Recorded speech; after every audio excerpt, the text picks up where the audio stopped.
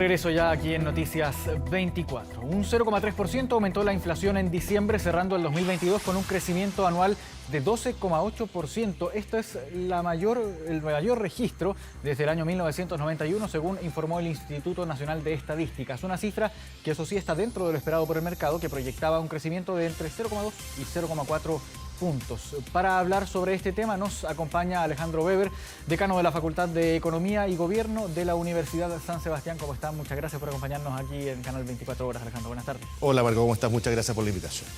Primero hablemos de la cifra que se conoció durante esta jornada. 0,3% está dentro de lo esperado, se esperaba entre 0,2 y 0,4. No así lo que pasó, por ejemplo, con el IPC del mes de noviembre, que se publicó en diciembre y que se esperaba 0,4 aproximadamente, pero que se elevó hasta el 1%. ¿Qué nos dice la cifra del mes de diciembre? Sí, algunos, la verdad, Marco, es que sacan cuentas alegres y dicen, mire, la inflación lo que está haciendo es que está cediendo, está dejando de crecer a las tasas que crecía los últimos meses. Pero la verdad que no nos podemos alegrar por la inflación acumulada. 12,8% es la mayor cifra en 30 años. ¿Y a quiénes afecta la inflación? Que finalmente es un impuesto que paga la clase media y los sectores más vulnerables. Fíjate que si uno empieza a desglosar esto, nos encontramos, por ejemplo, que los alimentos han subido un 25% prácticamente en el último año, o que el transporte está sobre el 18%. Claro que es probablemente lo más preocupante porque es algo, la alimentación, el transporte es algo completamente transversal, no estamos hablando de lujo, sino que es algo básico. Algo básico, algo higiénico. Fíjate que en Sudamérica solo Colombia tiene mayor incremento en los precios de los alimentos que nosotros. Entonces la situación es bien delicada. Y si esto uno lo traduce a plata, ¿no?, que finalmente es la cuenta que pagan las familias chilenas, la canasta básica, que son 80 productos, todos ellos alimentos, fíjate que ha subido en más de 11.000 pesos este año.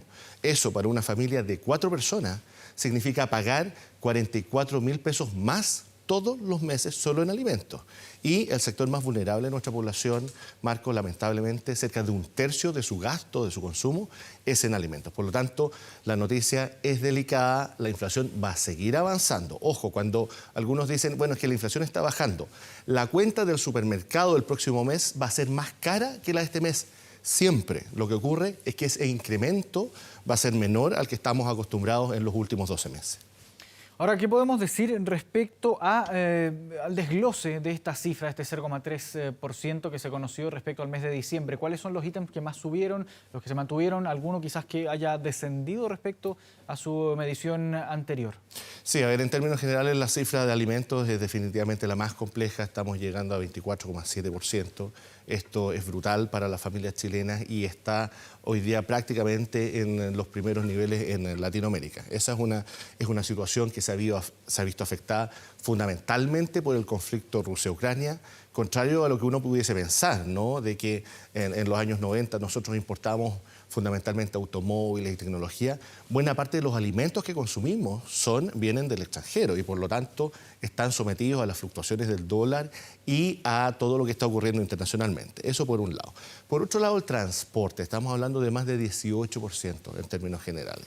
Y eso evidentemente nosotros no podemos pedirle un esfuerzo a los sectores más vulnerables o a la clase media que tiene que trasladarse necesariamente para poder llegar a trabajar, ¿no? Y esto lo vinculamos con las cifras de empleo que están que están hoy día complejas, Marco. Estamos hablando de prácticamente un 8% de desocupación. Entonces, cuando vemos que los precios están altos, que los salarios reales están cayendo, fíjate que han caído 2,8% en términos reales en los últimos 12 meses. Significa que las personas hoy día tienen menos dinero para llegar a fin de mes de lo que tenían hace 12 meses atrás. Ahora, hablemos de cómo se explica esta cifra. Tenemos más de 12% acumulado durante el año, tenemos también este 0,3% que es el registro del mes de diciembre. Y quisiera entender cómo se explica, por una parte, este aumento del 12% anual y por otra parte también este 0,3% en el mes de diciembre. ¿Cuáles son los factores que inciden en que tengamos esta altísima cifra anual y que en diciembre haya llegado al 0,3%? Sí, a ver, la cifra anual tiene una gran explicación y que es distinta a lo que ocurre en el resto de los países y se llama retiro de los fondos de pensiones. Todos los países nos vimos afectados por la pandemia. Se cortó la cadena de suministro, con eso se hicieron más caros los fletes, las cuarentenas generaron cierre y con eso incrementaron los precios. Todos los países por parejo. también todos los países nos vimos enfrentados a situaciones complejas vinculadas a las ayudas del Estado. Todos los países entregaron mayores ayudas estatales para poder capear este temporal. Lo que diferencia a Chile, Marco, del resto de los países es que somos el único país que avanzó no en una política pública, sino que en una iniciativa que fue populista, demagoga y que inyectó 50.000 millones de dólares a la economía, sobrecalentándola y además dejando a 4 millones de personas, la mayoría de sectores vulnerables, sin fondos en sus cuentas individuales. Eso explica en gran medida por lo menos 3 o 4 de los puntos que tenemos hoy día de la inflación acumulada. Es decir, sin los retiros de los fondos de pensiones, nosotros debiéramos tener una inflación en torno al 8 o al 9%. ¿Y por qué 0,3% en el último mes, ¿no? Que veníamos de un 1% muy alto el mes anterior? Pues bien, porque la economía comienza a ajustarse. Los retiros de los fondos de pensiones, más las ayudas del Estado, generaron gran liquidez y esa liquidez comenzó a agotarse. Hoy día la plata en las cuentas corrientes, la plata en las cuentas vistas es menor y por lo tanto el consumo es menor. Al mismo tiempo, el Banco Central, para controlar la inflación, subió la tasa de política monetaria. ¿Y en qué se traduce eso? En que pedir créditos cortos es más caro. Hoy día los créditos de consumo están en unas tasas sobre el 25-30%. Por lo tanto, bajó la demanda. Y al bajar la demanda, entonces también se comienzan a estabilizar los precios. Eso explica esta desaceleración, que nuevamente no significa que la inflación baje, sino que el peldaño de esta escalera que vamos subiendo y de la cual no podemos retornar es cada vez menor y por lo tanto los precios comienzan a ajustarse paulatinamente. ¿Hasta cuánto va a durar esto, Marco? El próximo año va a seguir siendo difícil. El Banco Central... Las proyecciones ya para este 2023, por ejemplo, comienza ya este primer trimestre del 2023. ¿Cuáles son las proyecciones que podríamos abordar o empezar ya a vislumbrar a partir de este mes, de este año también? El primer semestre va a seguir siendo difícil, vamos a seguir teniendo una inflación elevada, menor a la que vimos en la primera mitad de este año, pero va a seguir siendo elevada. El Banco Central ha proyectado que vamos a terminar el año 2023 con una inflación en torno al 3,6%. Mi impresión, Marco, es que eso va a ser un poco mayor. ¿3,6% anual a fines de 2023? A fin de 2023, así es. Harto menor a este 12, mucho menor. Mi impresión es que eso va a estar un poquito por sobre. Nuestra estimación es que vamos a tener una inflación en torno al 5% para el próximo año y que para el 2024 sí vamos a comenzar a estabilizarnos. Ahora, eso, Marco, es importante, va a depender de lo que ocurra en los próximos meses. ¿Por qué? Porque si comienzan nuevos estímulos populistas, como es lo que vimos con los retiros de los fondos de pensiones, y se aprueba, por ejemplo, un sexto retiro o el llamado autopréstamo, que... Claro, el autopréstamo que está ahora en discusión. Bueno, y que es un bypass y que es otra forma de entender un retiro de los fondos de pensiones, entonces ahí vamos a volver a tener problemas. No podemos superar el techo que fija el presupuesto de la Nación.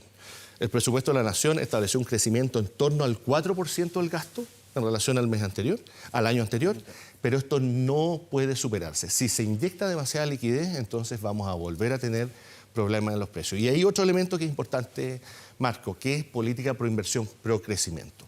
No solamente hay que bajar la demanda, es decir, controlar el consumo, también tenemos que, por el lado de la oferta, crear más y mejores bienes y servicios. Y eso se hace con políticas pro empleo. Y esa es la verdadera ausente hoy día del paquete de medidas que ha señalado el gobierno. Es decir, necesitamos impulsar con fuerza la inversión, el ahorro y la creación de empleos también para controlar la inflación, para crear más y mejores empleos y mejorar la calidad de vida de los chilenos. ¿Y cómo se fortalece esto? Nosotros hoy día estamos en una discusión de inyección de ciertos componentes de liquidez, con, por ejemplo, el bono marzo, que pasa de 60.000 pesos a 120.000 pesos. Claro, que son paquetes de ayudas, pero para las familias, que fueron anunciados por el gobierno durante esta semana. Pero ahora, usted mencionaba que es necesario también fortalecer la inversión, el crecimiento, sí. No solo estos paquetes de ayudas para las familias, ¿no? Exactamente, a eso iba. Es que esta discusión es una discusión más bien que tiene que ver con las ayudas transitorias a las familias. Pero la discusión de fondo es una discusión por el crecimiento y eso ha estado completamente fuera de la discusión. Y el crecimiento básicamente pasa por políticas pro inversión y pro ahorro. Fíjate que hoy día tenemos una reforma tributaria que lo que está haciendo es gravar fuertemente el ahorro con el llamado impuesto al patrimonio, pero que en realidad es un impuesto al ahorro. Por el otro lado, la discusión de la reforma de pensiones con estos 6 puntos adicionales de cotización lo que va a hacer es subir la carga tributaria y eso va a aumentar la informalidad del desempleo y va a hacer caer los salarios reales. Por lo tanto, esas dos reformas tienen que modificarse sustantivamente para que no afecten la inversión y para que podamos crear más empleos. Y si bien el IFE laboral fue una herramienta muy útil para crear empleos formales, era en un contexto distinto. El problema es que la gente tenía temor de salir a buscar empleo por la situación de la pandemia. Hoy día tenemos algo diferente. No hay demanda de empleo. La demanda de empleo son los puestos de trabajo que se entregan para cubrir una determinada oferta. Por lo tanto, tenemos que pensar fuera de la caja y pensar en otras medidas que permitan crear más y mejores empleos, porque hoy día la creación de empleo está estancada y los salarios reales, Marco, está cayendo.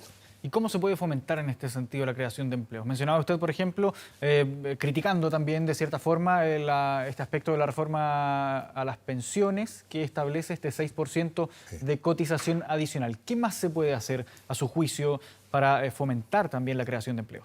Sí, por ejemplo, en el tema de las cotizaciones adicionales. Hoy día estamos hablando de 6 puntos adicionales de cotización que son de cargo del empleador, pero que se van a implementar en 6 años. Eso es demasiado pronto.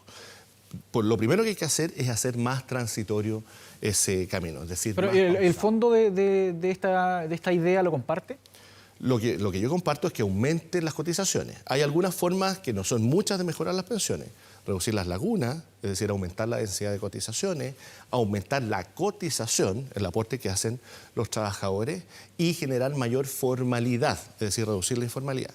Pues bien, yo estoy de acuerdo en aumentar los puntos de cotización, estoy de acuerdo que sean de parte del empleador, pero lo que no estoy de acuerdo es que eso vaya a una cuenta nacional. ¿Por qué? Porque una cuenta nacional es pasarle la plata al Estado con una promesa de que a usted se la van a devolver, con una rentabilidad mucho menor de la que han demostrado las AFP con las cuentas individuales. Por lo tanto, yo soy partidario de aumentar en quizás 4 puntos, no 6 puntos de cotización, hacerlo más gradual, de cargo del empleador y que todo vaya a las cuentas individuales. ¿Por qué?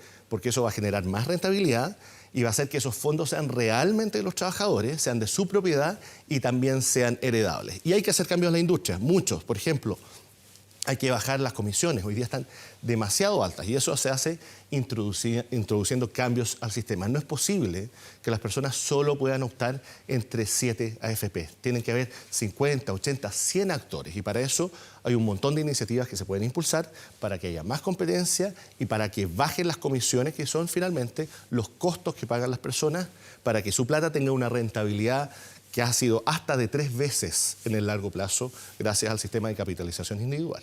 Ahora, volviendo a la inflación, se nos viene un par de meses más, uno de los meses que quizás sea de los más complejos para la ciudadanía, el mes de marzo, donde hay que pagar los permisos de circulación, comienza el pago de las colegiaturas en colegios, también de las mensualidades en universidades, diversos servicios que se deben pagar en el mes de marzo. ¿Qué podemos decir respecto a las proyecciones de la inflación de aquí al mes de marzo?